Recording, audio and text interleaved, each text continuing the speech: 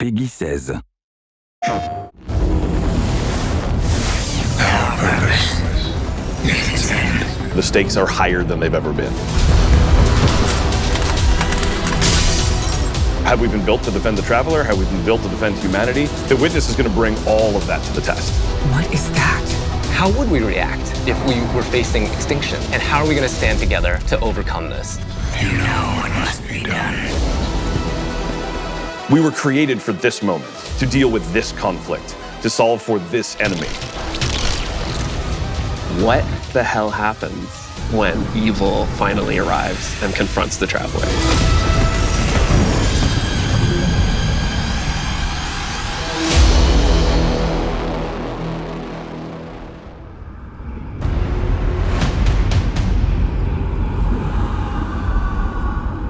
The traveler is threatened. The witness is here. Callus's forces are here as well. The pyramid fleet is here. Big shit is going down. Lightfall should feel like you have stepped into the middle of an active war. One of the values that we really wanted to push was making sure that you felt like the tip of the spear. You were the one who was initiating the action. You were the one who was taking control. You were the one who was attacking things. What this tone gave us the chance to do was to really surface the friendship, the camaraderie, the connections that we have to each other. Kaido, we'll need your troops. If the end of the universe is coming, what do we have left other than each other? Keep the enemy away from the traveler at all cost. There's a pretty big, serious threat that is happening to the solar system, so we really wanted to bring that gravity and that weight into the story. In a major way, what we're doing right now is we're both setting up the finale for the Light and Darkness saga. We're pulling the witness into the frame for the first time. The big question has been, what does it want with the traveler? What will happen when it finds it? And in Lightfall, it does find it. I feel like the witness is so drastically different from any other antagonist that we've had in Destiny in the past. You know, a lot of our Destiny antagonists are like kind of over the top and theatrical in their own way. And then we have the witness who's just so reserved. It's all about control with the witness. The witness is here to finish what the collapse started. Now, there's Callus, always been power hungry, in it for himself. He's now signed on as one of the witness's disciples. We're seeing Callus go through a transformation and emerge as something new. My semblance matches my inner beauty. The odds are stacked against you. The witness has arrived. We got Callus. Everything's under attack. How do we deal with this? And then you find this thread. We knew we wanted to do another darkness power in Destiny. Are we gonna do what everyone thinks we're gonna do? Are we gonna make like poison? No. We're gonna do something that you'd only find in Destiny. We're gonna go talk about this thing called Strand, and it's the web of life. What does it mean to have a cosmic web that's connecting everything around you? How do you actually make that like an ability? How do you make that like a power? It's something that doesn't actually exist. You can't just point to fire, electricity, or ice. Coming up with the idea of the strings, the strands lighting up the world. I think that was when everything kind of started to come together. Strand is unlike any of the powers that we've gotten before. We didn't get it from the Traveler, we didn't get it from the pyramids. It is a power that we find is unlocked within us as Guardians. When you pull on that thread and you start manipulating that web, you can do some really powerful things.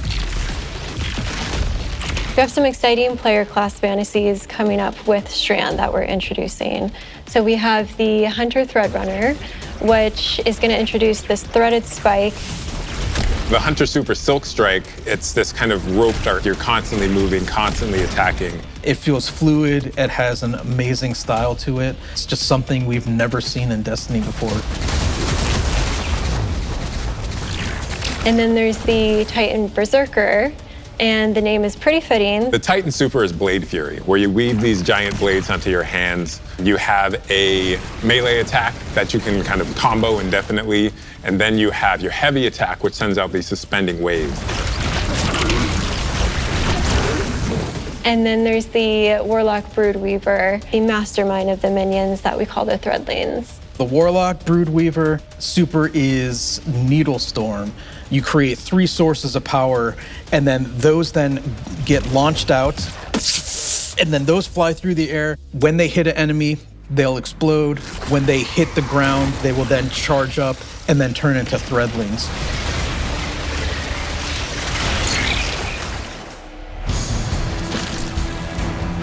All the classes will have access to a grappling hook. When you select that, that takes up your grenade slot. It was a hard challenge because, like, how can you make this idea of swinging through the world equivalent to a grenade? And so designers came up with this idea of a grapple melee. The grapple melee is incredibly powerful. I grapple onto an enemy, which stuns them for a second. And then when I get there, I grapple punch, blow them all up, and start shooting, and then the unravel projectiles are flying all over the place.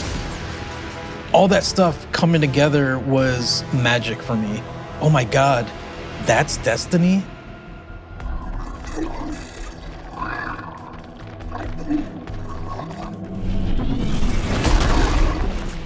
Neomuna has existed for hundreds of years. It branched off from Earth during our collapse and shut off any communication. So they've been secretly existing on Neptune for a very long time and keeping themselves safe. It was amazing to see how the concept artist made all of this beautiful art feel really fresh and new, but also a part of the Destiny universe. When you think about how to design Neomuna, like what's the architecture like? We're thinking of a lot of aerodynamic things, fins and sailboats. That informs us sort of the architectural form language that kind of looks unlike anything we've ever seen before. The high winds, strong pressure. We have that beach area where we show the sand is made out of diamonds. The whole terrain is following up into the beginning of the city. The color, the graphic design, the vibrancy, and yeah, there's some mysteries in there. The cool thing about Neomuna is that it's like this big neon-soaked city, but it has quite a spectrum of different environments. I think my favorite absolutely is the Thrillodrome. It is an arcade lost sector, and I think we can relate to spending our days in a sticky arcade playing games with our buddies. I'm also so excited for people to see the puka pond with all of the pukas that have been like such a mystery since Beyond Light. And then on the other side of the city is Callus's ship. The Typhon Imperator has landed square in Ahimsa Park. You see that the city is indeed kind of in shambles in parts. There's smoke, there's explosions in the air, and I just go back to the teamwork of everybody getting into a room and thinking like, what can we do to make this feel high octane, very explosive, and familiar? This is a city that needs the Guardians' help and needs their protection, and Callus is gonna do his level best to destroy it, and we're not gonna let them, and neither are the Cloud Striders. There's a lot new about Lightfall. We have this new location, and it has these new personalities that come along with it. They're defenders of this city, and they have new perspectives that we really haven't seen in characters in Destiny, and that's taking the form of the Cloud Striders, Nimbus and Rohan. I understand what's at stake, Lightbearer. Far better than you. Rohan is the grizzled old veteran who's too old for this shit. And Nimbus is the young rookie. Nimbus is learning on the job. Nimbus was definitely a favorite of ours to animate. They're so boisterous and fun-loving and a little smug, but super confident in their abilities. The Cloud Striders, bottom line, are cool. Nimbus, on your stakes!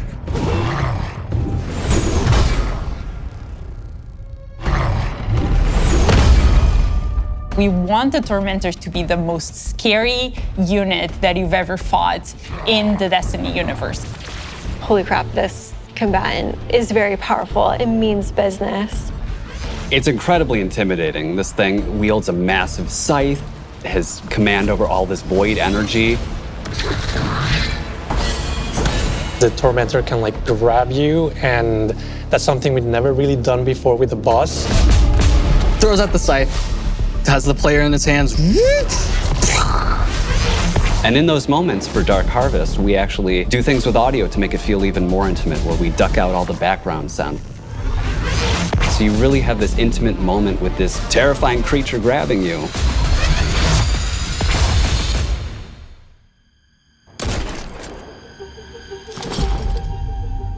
Lightfall and Season of Defiance are two sides of the Destiny coin. And so on the Lightfall side, we have crazy neon cities going on an adventure far away, sort of bombastic action fantasy. On the Season of Defiance side of the coin, it's a story that's much more closer to home. Season of Defiance is about the ground war on Earth. Callus's forces are invading, and we're defending Earth. We're freeing prisoners. Go now. We're trying to protect the last city, but much more directly and under much more threat than we have seen in a long time. You're working with Petra, you're working with Devram, you're working with all these people that you know that are close to home and that are battling for the real thing you're trying to save.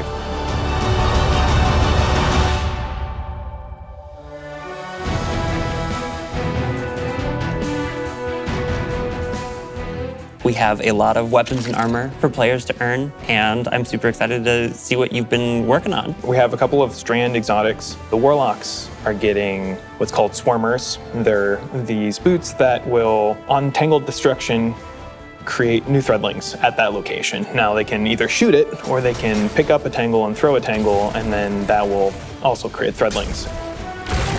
The hunters are getting this helmet that will help them grapple through the air. As you grapple, you gain this new ability called Woven Mail, and it's reducing the incoming damage except for headshots. The Titans get boots that will augment an aspect that they have. The aspect itself will just send out a wave that will suspend enemies in front of their barricade after casting it, but the boots will split it up into 3 waves. Whenever they spend an enemy with these boots on, they also gain Woven Mail. So pushing the front line further and further by being tanky. I have been caught by those boots a couple times in our playtest.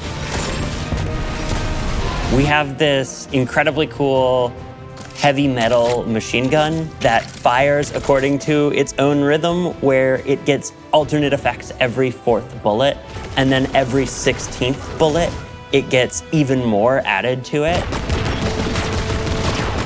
We have this pistol that will use advanced technology to find your enemies. And so suddenly you're not worrying about aiming, you're really worrying about surviving during the lock-on time. And it opens you up to consider your movement more than your aiming. Being able to lock on to multiple guys in your field of vision and then just obliterate all of them was, I think, a moment where I kind of went, whoa.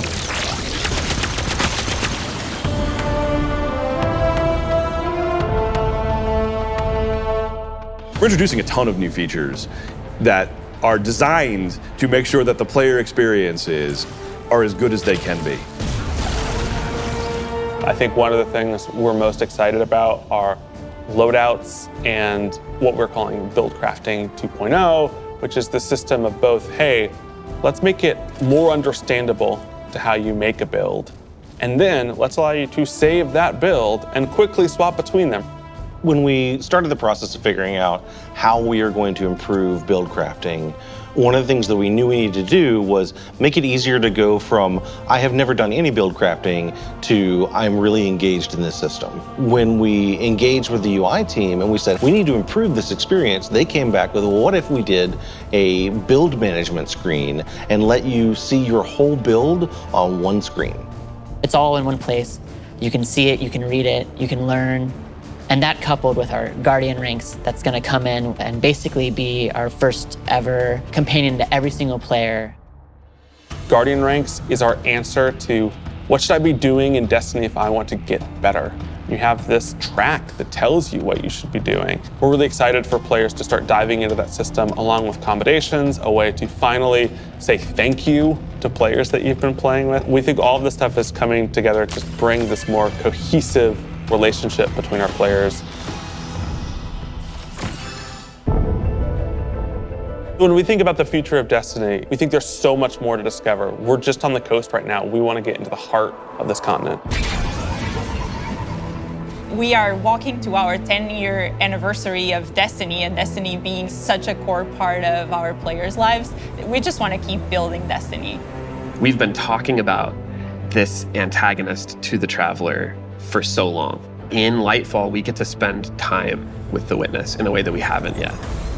We're paying off storylines that have been coming together and been building for years. More questions will certainly arise. We have this finale with the final shape that's coming right after Lightfall, where we're closing down the Light and Darkness saga. But Destiny is far from over. This universe is about more than the conflict between the Traveler and the Pyramids, and we want to show you new ways to explore it. We want to show you new things to discover in the universe because we think that Destiny has a lot to offer, and Lightfall is the catalyst for that. It's high stakes, thrilling action, all at the same time, pushing the Destiny story to places it's never been before.